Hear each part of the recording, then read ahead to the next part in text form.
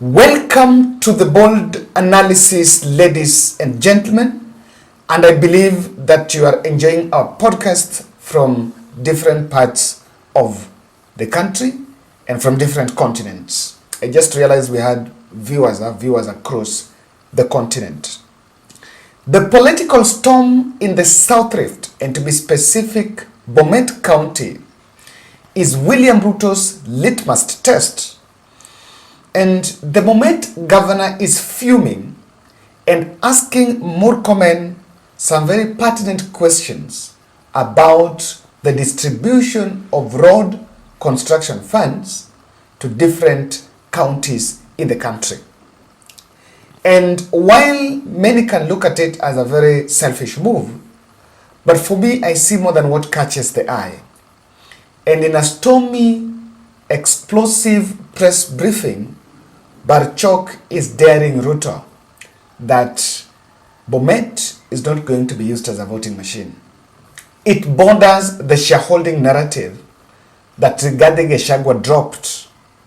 And, we asked that when the shareholding story started, it started a year ago, and people are very quiet about it. And I remember when analysts raised concerns that we were treading dangerous route, we were reminded that we are not shareholders. So the shareholders themselves have started fighting about it. And so, how will this end? I want to look at the South Rift politics and the deep dive on why the Kipsigis rebellion is a very delicate war to William Samoei Arap Ruto. Kindly subscribe to our channel. We are reminding you of the November project to purchase wheelchairs to these 5 children you're seeing in your screen. These 5 children are suffering from autism and cerebral palsy. So after we reached out, we decided that for the month of November, what we're going to do is to purchase the wheelchair. Our wheelchair goes at 20,000. Wheelchair goes at 20,000. And we were targeting 5 for the start, especially for these 5 children. And I only had a deficit of around 33,000. Yes, the only deficit is 33,000. I want to believe that by Friday night, I wanted to close this fundraiser at least Saturday morning, so that from Saturday I move to procure these wheelchairs. And also those who have been reaching out, if you're into that space, you can also reach out to me. I will start coordinating from Saturday on how we can get. So ladies and gentlemen, I want to tell you something about what is happening in the South Rift, and it's very it's very serious, by the way. Before even this statement, there have been some context into what's happening in Rift Valley. Cherargei, the Nandi senator, clashed with Murkomen, asking Murkomen to ensure that all tenders, all those road tenders that are in Rift Valley are given to KALENJINs.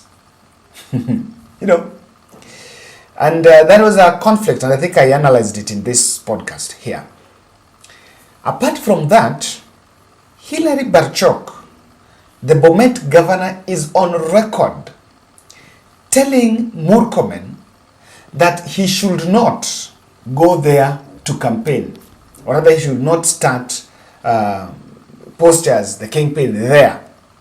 And after that, when Osoro attended an event last weekend, an event that was organized by women rep Lynette Toto, he was chased by the residents of Bomet. And he was chased after he made a statement about the kingpinship. And it seems it even irritated the youth there. But they even made some reckless statements there, saying the way he has money, so those youths there should just give him time. After his talk, he's going to give them some money. So you will realize that there is something that you will realize here, that in Bomet, it has emerged as a battleground. Suddenly, it has emerged as a political battleground. Murkomen was here and was chased by the governor. Osoro was here And he also faced some hostility. And you know the end result is here. Politics, this is how politics works. The biggest catalyst for a political narrative in this country is actually publicity. Or let me say, perception. There might not be some tension there, but a perception that the governor has successfully created that William Ruto sidelined Bomet is something that William Ruto will have to look keenly. And whether it is the quest for kingpinship, it might be early years, but it's already taking shape. Now, you will also realize that Ruto's key defenders, that this is Oscar Sudi, Kibadi Gunjiri, and Samson Cherargei, all these leaders are quiet about what the governor said in Bomet.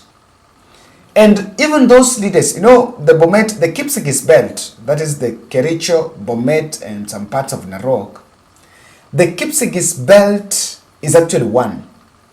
But a day after, even 2 days after this government, this speech, and the reason why I've been waiting to see if there is anyone that is going to give a rebuttal. No one has rebutted Barchok from that. In normal circumstances, you expect people to come out and say, you know what? This is not this way, this is not this way. And in the Ministry of Roads, and I want just to defend the governor a bit, the Ministry of Roads, there is a problem. I remember the Petroleum Development Levy, at one point a list was released on the roads to be maintained, and there was no single road from Luo Nyanza. And you'll wonder, are those people from that region not paying, not driving, so we are not, because the levy is deducted from the way when you buy petrol, are we not consuming the petrol? And no budget for roads in Siaya and Kitui. But the big question tonight, or the big question now, is that why is it that that rebellion is taking shape and no high-profile leader from either the Kipsigis belt or even the other side, the Nandi, Uasin Gishu, or even the Ligero Marakwet of Baringo, is coming to defend William Ruto on that, is doing a rebuttal.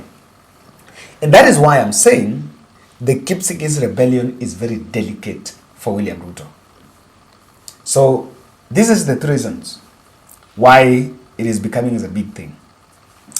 The Kipsigis is actually the largest group out of the 7 sub-tribes in Kalenjin. So in terms of numbers, if you look at Kericho, Bomet, and parts of Narok, that Kipsigis belt is the largest in terms of numbers. And anyone that is dreaming of becoming a national leader figure in Kalenjin land must ensure he has the backing of that belt. And that is why that belt is very delicate for William Ruto. You realize that William Ruto ensured that anyone from the Kipsigis belt that was, that had big clout, is being absorbed in government. Nearly all of them. Look at the former women rep, Florence Bore. She's the CS. Look at Charles Keter. He's also been taken. He's getting some job, I think, some East African community job there. Look at Isaac Ruto. Isaac Ruto could not be left out because he would have consolidated the Kipsigis belt around the Chama cha Mashinani, the CCM. So Isaac Ruto is a commissioner in the Judicial Service Commission. So this can go. And the big thing here, there is a clamor for the Kipsigis to present, or rather to produce, the next kingpin. The person that is to take over from William Samoei Ruto, most probably the Kipsigis belt is angling for Ruto succession. And if you're keen, you realize that even the Deputy President, Rigathi Gachagua, has been making frequent visits in Kericho. Why has he been quoting Kericho? And he's not been quoting the other regions. The reason why he's quoting Kericho is because he knows that the region is angling for it. And there will be an argument, just like in central Kenya, there have been this argument of Uhuru coming from Kiambu, and Mwai Kibaki came from Narok, not Narok, came from Nyeri, and Rigathi Gachagua is also coming from Nyeri. So this time round, a kingpin must come from a different county, which is probably Murang'a or another county.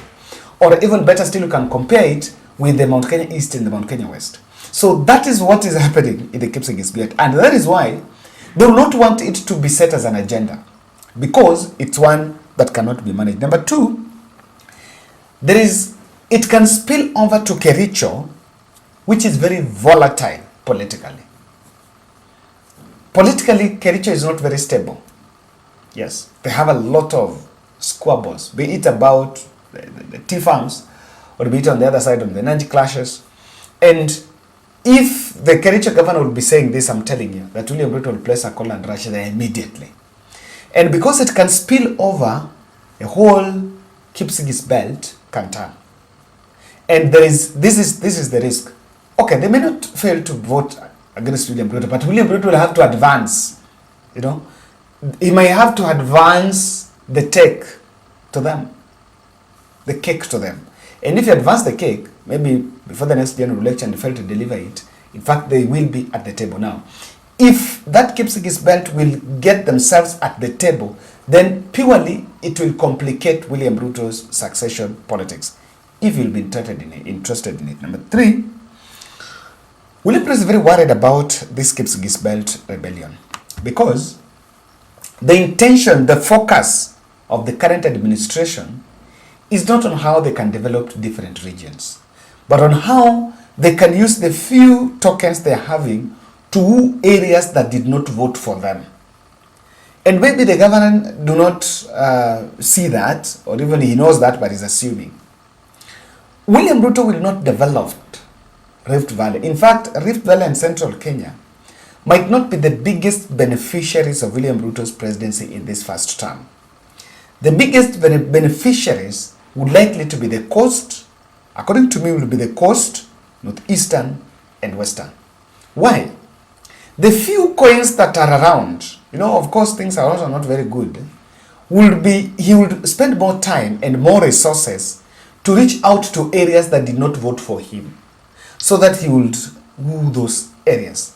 That will be the principal focus. And in Central Kenya and Rift Valley, it will be employing political machinery and twisting narratives one year after the other by making sure that politically he remains at the kingpin. But the same thing is what Moses Kuria did to Uhuru Kenyatta in 2019, I remember. When the Uhuru Kenyatta rebellion started, Moses Kuria was rightfully at the center of it. So we're still waiting to look at how this will play. And you can tell me, why are people quiet about this while the Bomet governor is skinning William Ruto live? Thank you, guys. Let's continue supporting these children for the wheelchair.